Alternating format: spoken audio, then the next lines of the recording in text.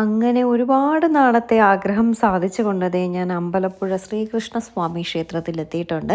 അല്ലെങ്കിലും ശ്രീകൃഷ്ണസ്വാമി ക്ഷേത്രങ്ങളിൽ പോകുമ്പോൾ എനിക്കൊരു പ്രത്യേക സന്തോഷവും എന്തൊക്കെയോ ആണ് കേട്ടോ. കാരണം ഞാനൊരു കൃഷ്ണഭക്തയാണ്. കൃഷ്ണഭക്ത എന്ന് പറയാൻ വളരെ പണ്ട് മുതലേ അങ്ങനെയൊന്നുമല്ല. ഞാൻ നയൻത്തിലൊക്കെ പഠിക്കുമ്പോഴാണ് ശ്രീ ഗുരുവായൂരപ്പൻ സീരിയലിൽ അഭിനയിക്കുന്നത്. അതിൽ കണ്ണൻ്റെ മഞ്ജുളായിട്ടാണ് അഭിനയിക്കുന്നത്. അതിലും വളരെ ചെറുപ്പത്തിൽ ഞാൻ ഒരു സിക്സ്ത്തിലൊക്കെ പഠിക്കുമ്പോൾ എനിക്കൊരു 12 വയസ്സൊക്കെ ഉള്ളപ്പോഴാണ് ഞാൻ ആദ്യമായിട്ട് ക്യാമറയ്ക്ക് മുന്നിൽ വരുന്നത്. അത് അമൃത ചാനൽ തുടങ്ങുന്ന സമയം തുടങ്ങിയപ്പോൾ അതിൽ കൃഷ്ണകൃപാസാഗരം എന്ന് പറഞ്ഞിട്ടൊരു സീരിയൽ ഉണ്ടായിരുന്നു. അതിൽ കുഞ്ഞ് കൃഷ്ണൻ്റെ കുഞ്ഞ് രാധയായിട്ടാണ് ഞാൻ എൻ്റെ തുടക്കം കുറിക്കുന്നത്. അത് കഴിഞ്ഞിട്ട് നിറയെ സീരിയലുകളും കാര്യങ്ങളൊക്കെ കുഞ്ഞു കുഞ്ഞു വേഷങ്ങളൊക്കെ ചെയ്തിട്ടുണ്ടെങ്കിലും ശ്രീ ഗുരുവായൂരപ്പൻ സീരിയലിലാണ് കണ്ണൻ്റെ മഞ്ജുളായിട്ട് ഞാൻ അഭിനയിക്കുന്നതും എനിക്ക് എൻ്റെ ഈ ഒരു ഫീൽഡിൽ എനിക്കൊരു ബ്രേക്ക് കിട്ടുന്നതും ആ ഒരു സീരിയലിൽ നിന്നാണ്. അത് കഴിഞ്ഞിട്ടാണ് ഓട്ടോഗ്രാഫും മറ്റ് സീരിയലുകളും ഒക്കെ ചെയ്യുന്നത്. പക്ഷേ ശ്രീ ഗുരുവായൂരപ്പൻ സീരിയൽ കഴിഞ്ഞ അന്ന് മുതൽ ഞാനൊരു കൃഷ്ണഭക്തിയാണ്. പ്രത്യേകിച്ചും ഗുരുവായൂരപ്പൻ്റെ ഒരു പൂർണ്ണ ഭക്തിയാണ്. ഞാൻ ആ സീരിയൽ കഴിഞ്ഞതോടെ പ്യുവർ വെജിറ്റേറിയൻ ആയിരുന്നു. അങ്ങനെ ഞാൻ പൂർണ്ണമായിട്ടും കൃഷ്ണനിൽ അലിഞ്ഞ പോലെ ഒരു പക്ഷേ മഞ്ജുളയുടെ അത്രയും എത്തിയിട്ടില്ല എങ്കിലും ഒരു പകുതിയൊക്കെ ഞാൻ അങ്ങനെ ആവാൻ ശ്രമിച്ചിട്ടുണ്ടായിരുന്നു കേട്ടോ.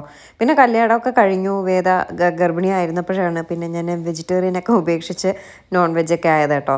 അത് പിന്നെ നോൺ വെജ് ആയപ്പോൾ പിന്നെ വെജിറ്റേറിയനിലേക്ക് പോകാൻ പറ്റുന്നില്ല, അതാണ് സത്യം. പക്ഷെ അന്ന് കല്യാണത്തിനൊക്കെ മുന്നേ കൃഷ്ണനിൽ അല്ലെങ്കിൽ ഗുരുവായൂരപ്പനിൽ പൂർണ്ണമായിട്ടും അല്ലെങ്കിൽ ഒരു ഭക്ത തന്നെയായിരുന്നു കേട്ടോ ഞാൻ. പിന്നെ ആ ഭക്തിയൊക്കെ ഇങ്ങോട്ട് പോയെന്ന് സത്യം പറഞ്ഞാൽ എനിക്കറിയില്ല. അത്രയേറെ ഭക്തിയൊന്നും ഇപ്പോൾ സത്യമായിട്ടില്ല കേട്ടോ. ഇതാണ് മിഴാവ്. നമ്മുടെ കുഞ്ചൻ നമ്പ്യാർ ഉപയോഗിച്ചിരുന്ന മിഴാവ് എന്നൊക്കെയാണ് പറയുന്നത് കേട്ടോ. ആയിരിക്കാം, പറയുന്നതല്ല, ആയിരിക്കാം, ഞാനങ്ങനെ പറഞ്ഞു എന്നേ ഉള്ളൂ. എന്തായാലും അമ്പലത്തിലെത്തി. ആദ്യമായിട്ട് അമ്പലപ്പുഴ ശ്രീകൃഷ്ണസ്വാമി ക്ഷേത്രം കാണുന്നതിൻ്റെ അതിശയവും മറ്റുമൊക്കെ ഉണ്ട്. നമ്മുടെ നെയ്യാറ്റിൻകര ശ്രീകൃഷ്ണസ്വാമി ക്ഷേത്രമില്ലേ, ആ ക്ഷേത്രത്തിൻ്റെയൊക്കെ ഒരു ഇതെനിക്ക് കയറിയപ്പോൾ തോന്നിയായിരുന്നു. ഇവിടെ നമ്മുടെ വില്ലുമംഗലം സ്വാമിയാരും അവിടുത്തെ അന്നത്തെ രാജാവും കൂടി ഇങ്ങനെ നടന്നു പോകുമ്പോൾ ഓടക്കുഴൽ വിളി കേൾക്കുന്നുണ്ടായിരുന്നു എന്നും അത് അങ്ങനെ എവിടെ നിന്നാ ഏതാന്ന് നോക്കിയപ്പോൾ ഒരു മരത്തിൻ്റെ മുകളിലിരുന്ന ശ്രീകൃഷ്ണൻ ഓടക്കുഴൽ വായിക്കുന്നുണ്ടായിരുന്നു എന്നും അങ്ങനെ വില്ലുമംഗലം അവിടുത്തെ രാജാവിനോട്, അന്നത്തെ രാജാവിനോട് ഇവിടെ അമ്പലം പണിയണമെന്ന് പറഞ്ഞിട്ടാണ് ഈ അമ്പലം ഉണ്ടായത് എന്നൊരു ഐതിഹ്യമുണ്ട് കേട്ടോ. എനിക്കിതിനെ പറ്റിയൊന്നും വലിയൊരു ഐഡിയ ഇല്ല, കുറച്ചൊക്കെ ഞാൻ ഗൂഗിളിലൊക്കെ നോക്കിയിട്ട് പറയുന്നതാണ്. അതുകൊണ്ട് ഞാൻ ഈ പറയുന്നതിൽ എന്തെങ്കിലും തെറ്റുണ്ടെങ്കിൽ ക്ഷമിക്കുക. അതുപോലെ ഭഗവാൻ ശ്രീകൃഷ്ണൻ നമ്മുടെ അർജുനന് 3 വിഗ്രഹങ്ങൾ കൊടുത്തതിൽ ഒന്ന് ഗുരുവായൂരും, ഒന്ന് തൃപ്പൂണിത്തറയിലും, ഒന്ന് അമ്പലപ്പുഴയിലുമാണ് ഉള്ളതെന്നും പറയുന്നുണ്ട്. അതുപോലെ ഇവിടെ നമ്പൂതിരിമാർ പ്രതിഷ്ഠിക്കാൻ നോക്കിയിട്ട് ഒരു നിവൃത്തിയിലും ആ വിഗ്രഹം അവിടെ ഉറയ്ക്കാതിരിക്കുകയും നമ്മുടെ നാറാണത്തെ ഭ്രാന്തൻ വന്ന് ആ പ്രതിഷ്ഠ അവിടെ പ്രതിഷ്ഠിച്ചപ്പോൾ ഉറച്ചു എന്നും പറയുന്നുണ്ട്. അതിനുശേഷം ഈ ഏരിയയിലൊക്കെ എപ്പോഴും ഒരു ഭ്രാന്തൻ അല്ലെങ്കിൽ ഒരു ഭ്രാന്തി ഉണ്ടാകും എന്നൊക്കെയാണ് പറയുന്നത്. ഇതെല്ലാം ഗൂഗിളിൽ നോക്കി ഞാൻ പറഞ്ഞതാണ്. ഞാൻ പറഞ്ഞതുപോലെ എന്തെങ്കിലും തെറ്റുണ്ടെങ്കിൽ അത് ക്ഷമിച്ചുകൊണ്ട് തിരുത്തി തരിക. അതുപോലെ തന്നെ ടിപ്പു സുൽത്താൻ്റെ ആക്രമണ സമയത്ത് നമ്മുടെ ഗുരുവായൂരമ്പലം ആക്രമിച്ച സമയത്ത് ഗുരുവായൂരപ്പൻ്റെ വിഗ്രഹം ഇവിടെ കൊണ്ടുവന്ന് പ്രതിഷ്ഠിച്ചു എന്നും പറയുന്നുണ്ട് കേട്ടോ. അതിൻ്റെ ഒരു ഭാഗം ഇവിടെ ചെറിയ ഗുരുവായൂർ എന്നൊക്കെ പറഞ്ഞ് ഇവിടെ വച്ചിട്ടുമുണ്ട്. ഈ അമ്പലത്തിനെ ചെറിയ ഗുരുവായൂരെന്നും പറയാറുണ്ട് കേട്ടോ, നമ്മുടെ അമ്പലപ്പുഴ ശ്രീകൃഷ്ണസ്വാമി ക്ഷേത്രത്തിനെ. എന്തായാലും ഭഗവാന് വെക്കാനായിട്ട് ഒരു തട്ടമെല്ലാം ഞാൻ വാങ്ങി അമ്പലത്തിൽ കയറി. മനസ്സ് നിറയെ സത്യമായിട്ടും പറയുകയാണ്, അധികം തിരക്കേ ഉണ്ടായിരുന്നില്ല കേട്ടോ. നിറയെ സമയം ഞാൻ അവിടെ ഭഗവാനെ കുളിർക്കെ നേരെ കണ്ട് ഈ ഒരു നമ്മൾ വെണ്ണയൊക്കെ വാങ്ങി കൊടുത്തിരുന്നു. അപ്പോൾ അതെല്ലാം നേദിച്ച് ഒരു 10 മിനിറ്റ് എടുത്തു കേട്ടോ തരാനായിട്ട്.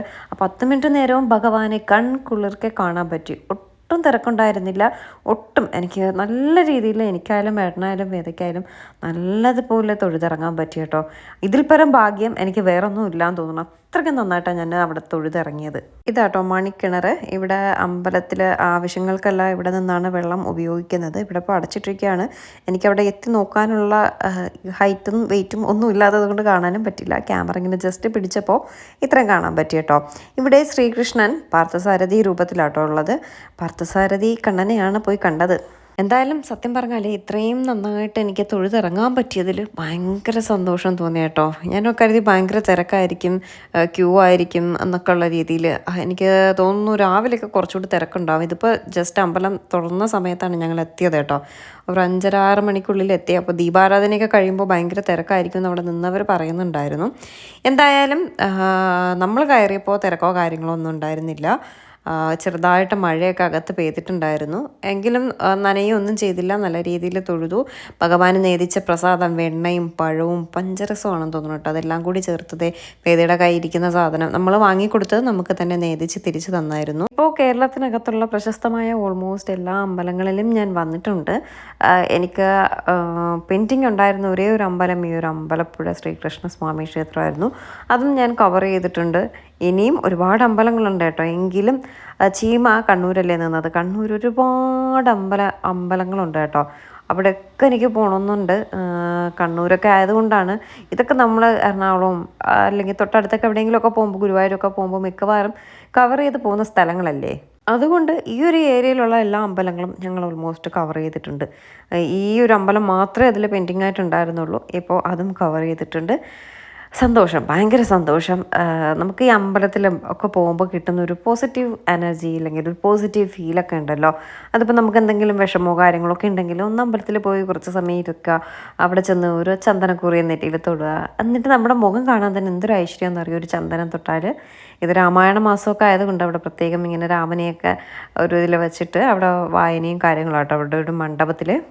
ഞാൻ പറഞ്ഞു വന്നത് ഒരു പോസിറ്റീവ് എനർജി അല്ലെങ്കിൽ പോസിറ്റീവ് ഫീൽ.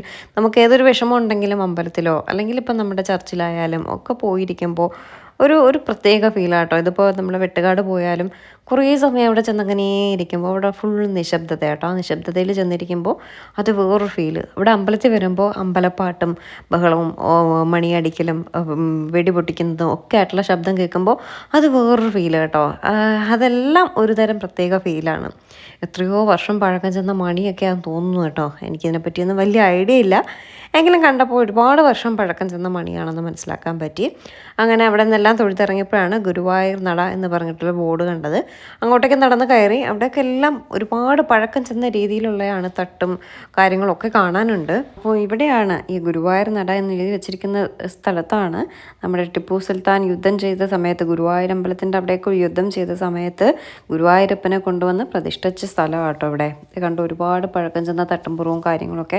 അങ്ങോട്ടൊന്നും നമുക്ക് അലോഡല്ല, അവിടെ എല്ലാം ക്ലോസ് ചെയ്തിരിക്കുകയാണ്. എങ്കിലും ഇങ്ങനെയൊക്കെ നമുക്ക് പോകുന്ന വഴിക്ക് കാണാം കേട്ടോ. അപ്പോൾ ഈ ഗുരുവായൂർ നടയെന്ന് പറയുന്നിടത്ത് പ്രത്യേകിച്ചൊന്നുമില്ല. ഗുരുവായൂരപ്പൻ്റെ ഒരു ഫോട്ടോ എല്ലാം, വലിയൊരു ഫോട്ടോ എല്ലാം വെച്ചു. അവിടെ അത്രേ ഉണ്ടായിരുന്നുള്ളൂ. അവിടെ ഇങ്ങനെ ഭഗവാന്റെ വിളക്കെല്ലാം കത്തിച്ച് വെച്ചിട്ട് അങ്ങനെ ഒരു ഇതാട്ടോ. കാരണം അവിടെ ഗുരുവായൂരപ്പൻ ഇരുന്നൊരു സ്ഥലം എന്നാണ് പറയുന്നത്. അതിൻ്റെ ഒരു ഇതാണ് കേട്ടോ. നമ്മൾ രാവിലെ വന്നിരുന്നെങ്കിൽ ചിലപ്പോൾ എനിക്ക് തോന്നുന്നു തിരക്കുണ്ടായിരുന്നേനെ. പക്ഷേ എന്തായാലും വൈകുന്നേരം വന്നിട്ട് നമുക്ക് പായസവും കിട്ടിയല്ലോ, അത് തന്നെ വലിയൊരു സന്തോഷം. വൈകുന്നേരം ഇവിടെ പായസം കൊടുക്കുന്നുണ്ടോ എന്ന് എനിക്ക് അറിയത്തില്ല. എന്തായാലും നമുക്ക് 5 വാങ്ങി വെച്ചിരുന്നു, അതുകൊണ്ട് നമുക്ക് അതും ഒന്നും അറിയാൻ പറ്റിയിട്ടുണ്ട്. മീൻസ് പായസം കുടിക്കാനൊക്കെ പറ്റുമല്ലോ, അല്ലെങ്കിൽ ഇനി എപ്പോഴാണ് ഇങ്ങോട്ടേക്ക് വരുന്നതെന്ന് ഒരു ഐഡിയ ഉണ്ടാവത്തില്ല. അപ്പോൾ എന്തായാലും ഇന്ന് വരുമ്പോൾ എനിക്ക് പായസം വേണം എന്നൊരു നിർബന്ധം ഉണ്ടായിരുന്നു. എന്തായാലും അത് കിട്ടിയിട്ടുണ്ട്. അത് കിട്ടില്ല എന്നുണ്ടായിരുന്നെങ്കിൽ ഞാൻ ഇങ്ങോട്ടേക്ക് ഇന്ന് വരത്തില്ലായിരുന്നു കേട്ടോ. ഇനി വേറൊരു ദിവസത്തേക്ക് പ്ലാൻ ചെയ്താനേ.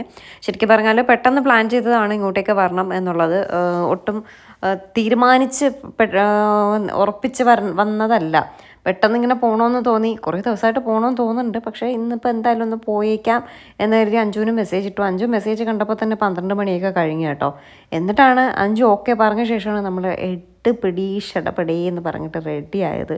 അമ്പലക്കുളത്തിൽ നിറയെ മീനുകൾ കേട്ടോ, നിറയെ മീനുകൾ. നമ്മൾ കാലൊന്നും നനയ്ക്കാനൊക്കെ ഇറങ്ങുമ്പോൾ തന്നെ മീൻ ഇങ്ങനെ വന്ന് കിടപ്പുണ്ട്. ഞാനിങ്ങനെ കൈ ഇങ്ങനെ വെള്ളത്തിട്ടപ്പോൾ തന്നെ വന്നിങ്ങനെ ടച്ച് ചെയ്തത് പോയിട്ടോ. നല്ല വലിയ മീനുകളും ഒക്കെ ഉണ്ട് കേട്ടോ. അതിന് ആഹാരം ഇട്ട് കൊടുക്കുന്നവരും നിറയെ ഉണ്ട്. പൊരിയും കാര്യങ്ങളൊക്കെ ഇട്ട് കൊടുക്കുന്നുണ്ട്. എന്തായാലും കൊള്ളാം കേട്ടോ. എനിക്ക് ഒരുപാട് ഇഷ്ടമായ, ഒരുപാട് പ്രത്യേകിച്ച് ഞാൻ പറഞ്ഞില്ലേ, ഒരു കൃഷ്ണഭക്ത ആയതുകൊണ്ട് തന്നെ എനിക്ക് ശ്രീകൃഷ്ണസ്വാമി ക്ഷേത്രങ്ങളിൽ പോകുമ്പോൾ ഒരു പ്രത്യേക അനുഭവവും ഒരു അനുഭൂതിയും ഒരു സുഖവും ഒരു സന്തോഷമൊക്കെ കേട്ടോ. കണ്ണന് നേദിച്ച വെണ്ണയും പഴവും ഒക്കെ കിട്ടിയിട്ടുണ്ട്. പഴം കഴിച്ച് കഴിഞ്ഞപ്പോഴാണ് ആ ഒരു ഇതിൽ പഞ്ചരസമാണെന്ന് തോന്നുന്നു, അതുപോലെ ഒരു ശർക്കര പാനി പോലെയൊക്കെ എന്തോ ഒരു സാധനം ഉണ്ട് കേട്ടോ. അവസാനം ആ ശർക്കര പാനിയും പഴവും വെണ്ണയും കൂടി കൂട്ടി കഴിച്ചപ്പോൾ എന്താ സ്വാദെന്ന് അറിയാമോ. കണ്ണനെ ഇങ്ങനെ കഴിക്കുന്നതിൽ ഒരു അതിശയമില്ല കേട്ടോ. ഇങ്ങനെ വെണ്ണയൊക്കെ, അയ്യോ നമ്മളൊക്കെ വെണ്ണ കഴിച്ചാൽ തടിച്ച് ഗുണ്ടുമണികളാവും അല്ലേ. കണ്ണനൊക്കെ എന്തോരം കഴിച്ചിട്ടുണ്ട്. ഇത് കടയിൽ നിന്ന് തന്ന വെണ്ണ കേട്ടോ. അത് അത്രയ്ക്ക് ടേസ്റ്റ് ഉണ്ടായിരുന്നില്ല. പക്ഷെ അമ്പലത്തിൽ നിന്ന് തന്ന വെണ്ണ നല്ല ടേസ്റ്റ് ഉണ്ടായിരുന്നു.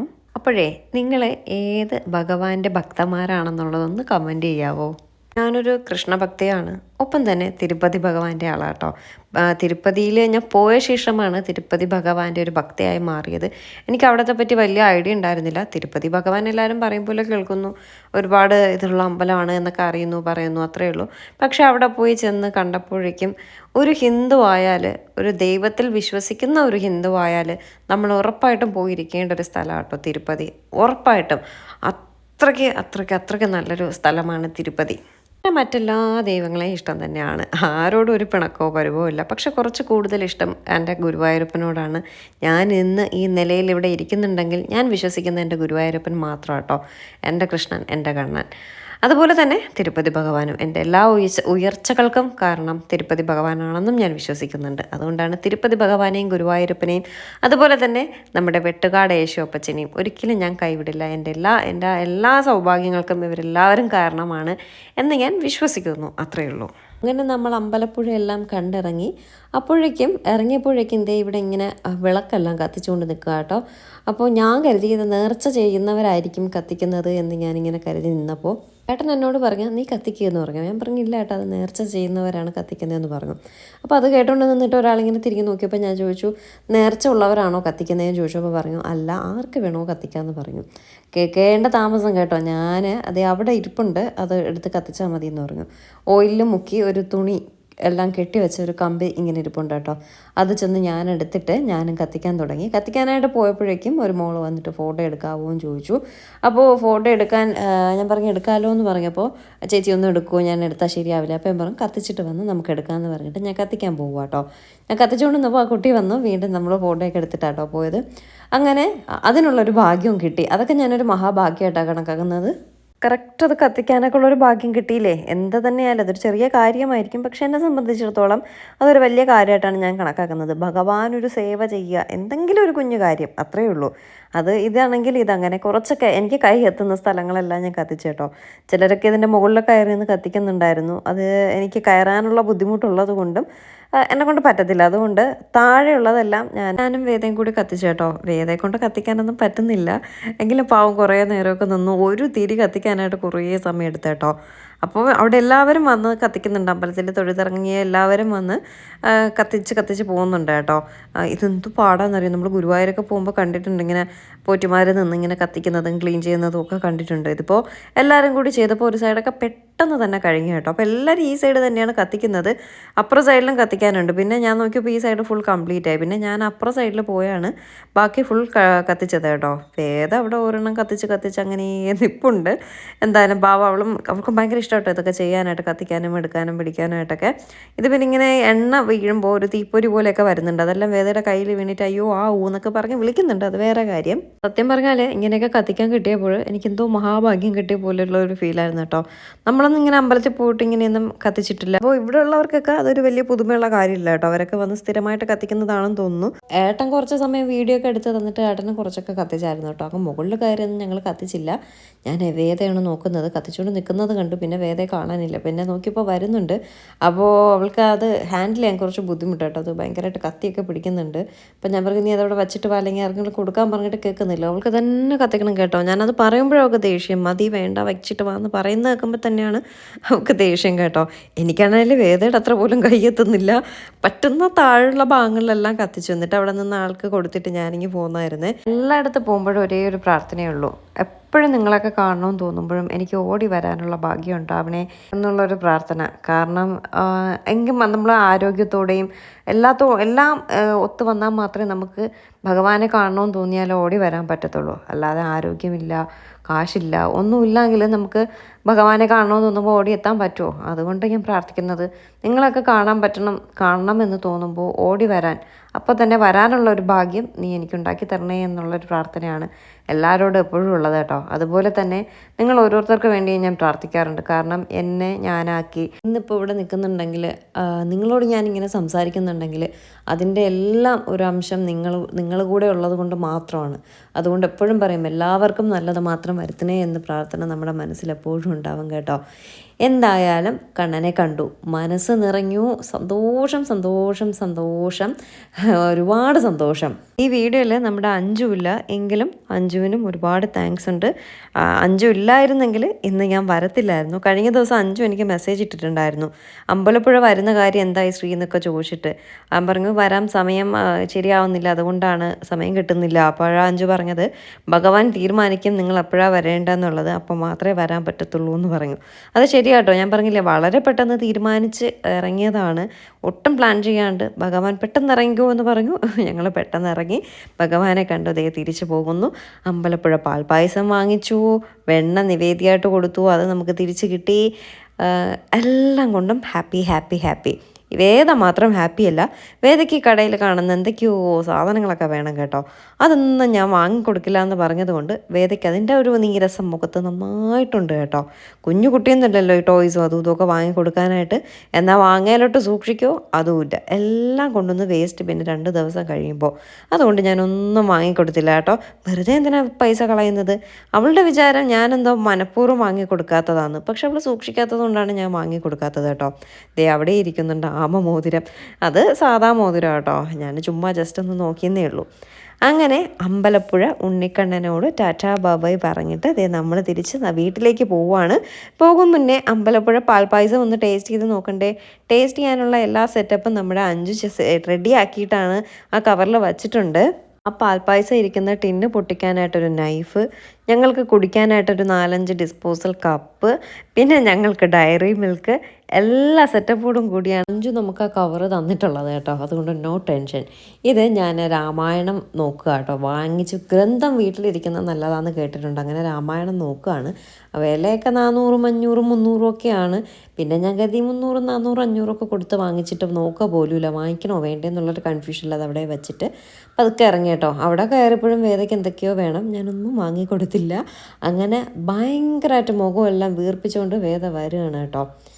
എന്തായാലും നമ്മുടെ അമ്പലപ്പുഴ ശ്രീകൃഷ്ണസ്വാമി ക്ഷേത്രത്തിൽ വന്നു, കുളിർക്കെ കാണുകയും ചെയ്തു. ഇതേ നമ്മുടെ അഞ്ചു പിടിയടാ പായസം എല്ലാം വാങ്ങി, സ്പൂണ് കപ്പൊക്കെ. സപ്പോസ് നമ്മൾ വീടെത്തുമ്പോൾ അത് ചീത്തയായി പോകണമെങ്കിലോ ലേറ്റ് ആവില്ലേ നമ്മൾ എത്തുമ്പോൾ, ഇവിടെ വെച്ച് കുടിച്ചിട്ട് പോകുന്ന വഴിക്ക് എപ്പോഴെങ്കിലും കുടിച്ചിട്ട് പോകാൻ പറഞ്ഞിട്ട് എല്ലാ സെറ്റപ്പോടു കൂടിയും അഞ്ചു തന്നിട്ടുണ്ട് നമുക്ക്. അപ്പോൾ എവർ ഗ്രീൻ അമ്പലപ്പുഴ പാൽപ്പായസം ഫസ്റ്റ് ടൈം ഞാൻ ജീവിതത്തിൽ ടേസ്റ്റ് ചെയ്യാൻ പോവുകയാണ്. നമ്മളൊക്കെ വയ്ക്കും പോലെയാണോ, അത് എന്തെങ്കിലും സ്പെഷ്യൽ ഉണ്ടോ നോക്കട്ടെ. എൻ്റെ കളറ് നോക്കിയേ, പിടിച്ചു നോക്ക്. ഫസ്റ്റ് വേദ അമ്മ വയ്ക്കണ പായസം പോലെയാണോ എന്ന് പറ. കൊള്ളാമെന്നാ കൊള്ളൂലെന്നാ? മധുരോ സൂപ്പർ എന്നാ കൊള്ളൂലെന്നാ?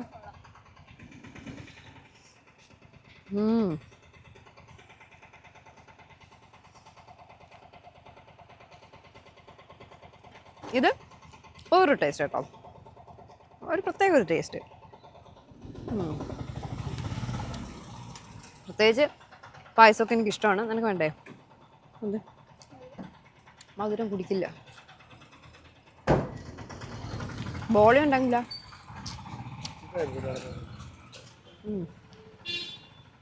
ഇത് സ്പൂൺ തിളക്കൊണ്ട് ചിലപ്പോൾ ചീത്തയാവും. ഞാൻ 2 ലിറ്റർ വാങ്ങി കേട്ടോ.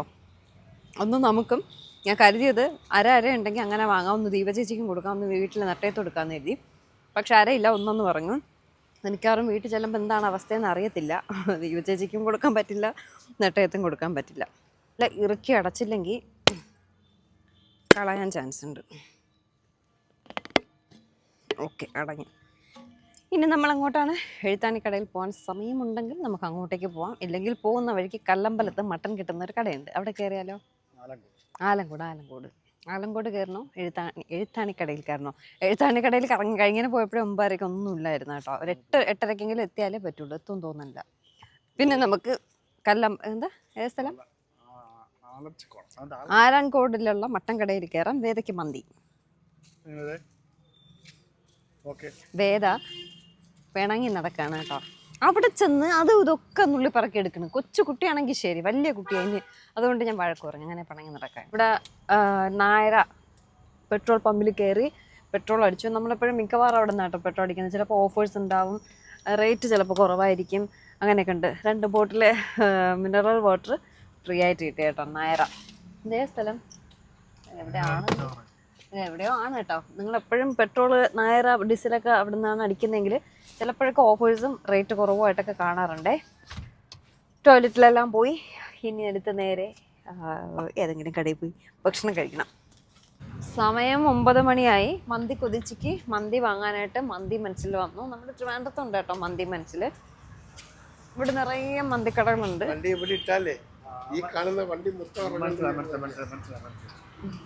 അപ്പോൾ നമ്മളിത് മന്തി മനസ്സിൽ കഴിക്കാൻ വന്നു. എനിക്ക് മന്തിയോട് വലിയ താല്പര്യം ഇല്ല ആക്ച്വലി.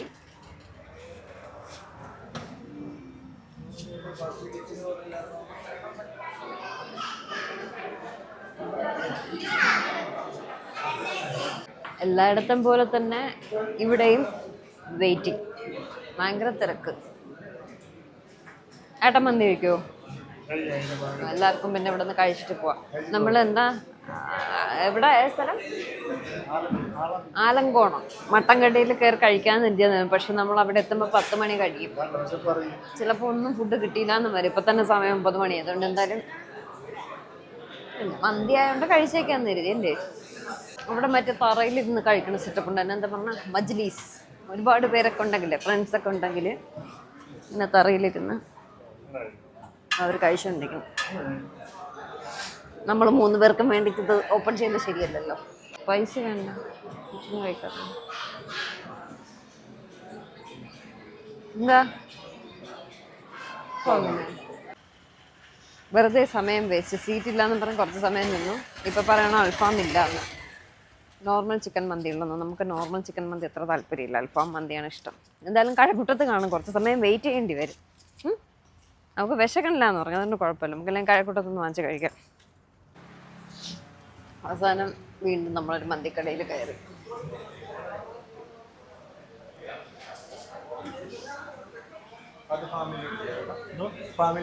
ശരി ശരി. തിരക്കൊക്കെ ഉള്ളൊരു കട.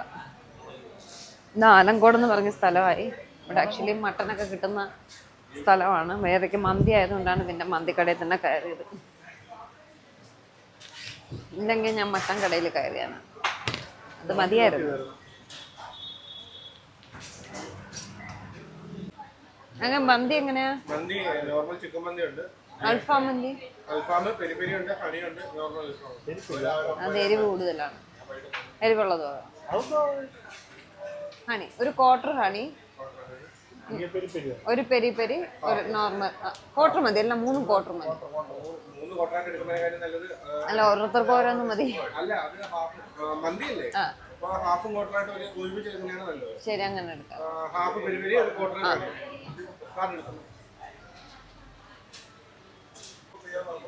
നമ്മുടെ സഖാവിന്റെ വിലാപയാത്ര ഇതുവഴി പൊക്കോണ്ടിരിക്കുകയാണ്. നമ്മളിപ്പോ ആലങ്കോട് എത്തി, ആറ്റിങ്ങിൽ എത്തിയിട്ടുണ്ട് കേട്ടോ. നമ്മളിനി ബ്ലോക്കിൽ പെടുമോന്ന് അറിയത്തില്ല. ബ്ലോക്കില്ല. ഞാനിപ്പം യൂട്യൂബിൽ ലൈവ് നോക്കിയപ്പോൾ ബ്ലോക്കില്ല. എങ്കിലും അത് കാണാനുള്ള ഭാഗ്യം നമുക്ക് കിട്ടിയല്ലോ അല്ലേ? ഇന്നെ കരുതിയാണ് ഇവിടെ കയറി, അല്ലെങ്കിൽ മട്ടൻ കടയിൽ കയറിയാണ്. അവിടെ കയറിയാൽ മതി. നമുക്ക് അവിടെ മന്തി കിട്ടുമല്ല. വിശക്കണം.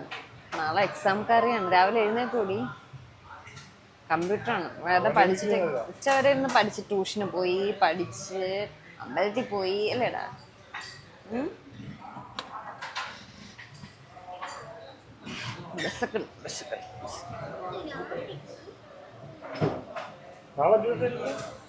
നാളെ സ്കൂളുണ്ടല്ലോ. ഉച്ചയ്ക്ക് വന്ന് നമുക്ക് ഉറങ്ങാം. മറ്റന്നാളില്ല. മറ്റന്നാൾ രാവിലെ ആയിരിക്കും ട്യൂഷൻ. എത്തി. എന്തെങ്കിലും ആകട്ടെ, വിശക്കണം. നടുക്കോട്ട് വരാം.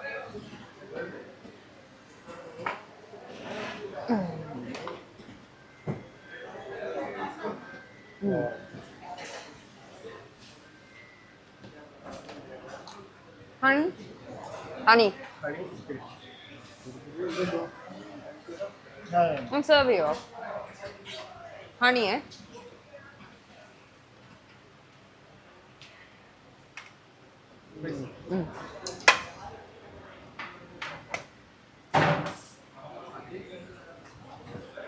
മതി. മറ്റൊരു മതി.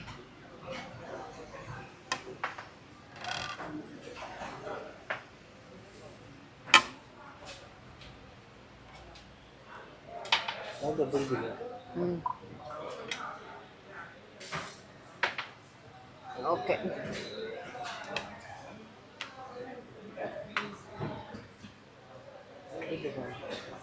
പെരി പെരി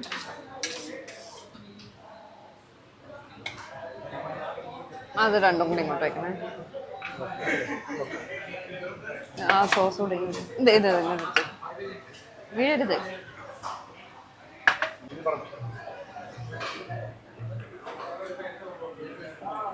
ദോഷം പറയരുതല്ലോ. Rice super. വിശന്നിരുന്നിട്ടാണോ എന്നറിയില്ല. ചിക്കനും സൂപ്പർ. നല്ല സോഫ്റ്റ്. എന്നൊരു മസാലയൊക്കെ വേണ്ടോ. പെരി പെരി ഇത് രണ്ടും പെരി പെരി. അത് ഹണി. ഏട്ടൻ ഈ വക സാധനങ്ങളൊന്നും കഴിക്കില്ല കേട്ടോ, അതുകൊണ്ട് വലിയ പേരൊന്നും അറിയില്ല.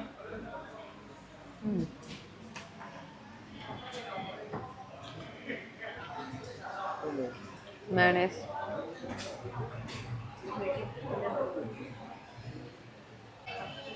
ദോഷം പറയരുതല്ലോ. മന്തി നല്ലതായിരുന്നു. എടുക്കട്ടെ.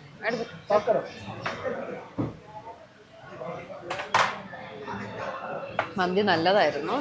വിശന്നിരുന്നിട്ടാണോ എന്നറിയില്ല. എല്ലാം കൊള്ളായിരുന്നു. പിന്നെന്താ, നല്ല തിരക്കുണ്ട് കേട്ടോ.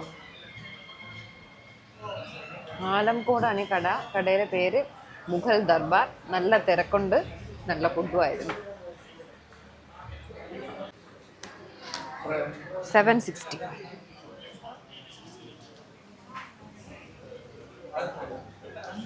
ഒരു വയറ് നിറഞ്ഞേ.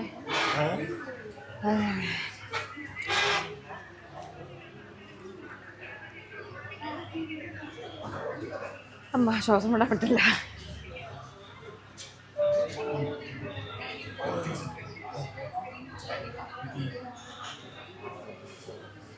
$760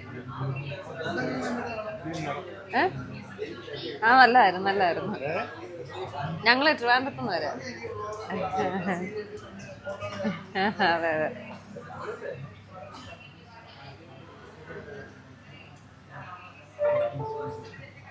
ശരി, ഒരു ഐസ്ക്രീം കൂടെ ആകാം. എനിക്ക് ഒട്ടും സ്ഥലമല്ലേ. ഇനിയിപ്പോൾ വിലാപയാത്രയൊക്കെ കണ്ടിട്ട് നമുക്ക് വീഡിയോ എൻഡ് ചെയ്യാവേ. ഗൈസ്, നമ്മുടെ സഖാവിൻ്റെ വിലാപയാത്രയുടെ ഭാഗമായിട്ടുള്ള ഒരു കാഴ്ചയാണ് നമ്മൾ ഈ കാണുന്നത്. അതിൻ്റെ ആണോ? ആ ബസ്സാണ് അത്. ഇത് ഏതോ ന്യൂസ് ചാനൽ. സോ ഗൈസ്, നമ്മുടെ ഇന്നത്തെ വിശേഷം ഇവിടെ കഴിയാണ്. എവിടെയോ തുടങ്ങിയത് എവിടെയോ അവസാനിക്കുന്നു അല്ലേ ഇന്നത്തെ വീഡിയോ. അപ്പോൾ എന്തായാലും നമ്മുടെ സഖാവിൻ്റെ വിലാപയാത്ര നിങ്ങൾക്ക് കൂടെ കാണിച്ചു തരാമെന്ന് കരുതിയപ്പോൾ നമ്മൾ ആ റൂട്ട് തിരിച്ചു വിട്ടു. നമ്മളിപ്പോൾ ഇനി ആലങ്കോട് നിന്ന് കിളിമാനൂർ പോയി അങ്ങനെയാണ് പോകുന്നത്. നമുക്ക് പണി കിട്ടി. എങ്കിലും ആ ബ്ലോക്കിൽ പെട്ടിരുന്നെങ്കിൽ നമുക്ക് ഒട്ടും പോകാൻ പറ്റില്ലായിരുന്നു. വിലാപയാത്ര എല്ലാം കഴിഞ്ഞിട്ട് പതിയെ പോകാൻ പറ്റുള്ളായിരുന്നു. എന്തായാലും നമ്മളിപ്പോൾ നേരെ വീട്ടിലേക്കാണ് പോകുന്നത്. ഗൂഗിളമ്മച്ചി ടേൺ റൈറ്റ് പറയണം. 400 meters. 1 second. അപ്പോൾ നമ്മൾ പറഞ്ഞു വന്നത് വേറൊന്നുമില്ല. ഇന്നത്തെ വിശേഷം ഇത്രയേ ഉള്ളൂ. പുതിയൊരു നല്ല വീഡിയോ ആയിട്ട് നമുക്ക് ഉടനെ തന്നെ കാണാം. എന്തായാലും അതുവരേക്കും ടാറ്റാ ബൈ. എല്ലാവർക്കും ഇന്നത്തെ വീഡിയോ ഇഷ്ടപ്പെട്ടു എന്ന് ഞാൻ വിശ്വസിക്കുന്നു. ടാറ്റാ.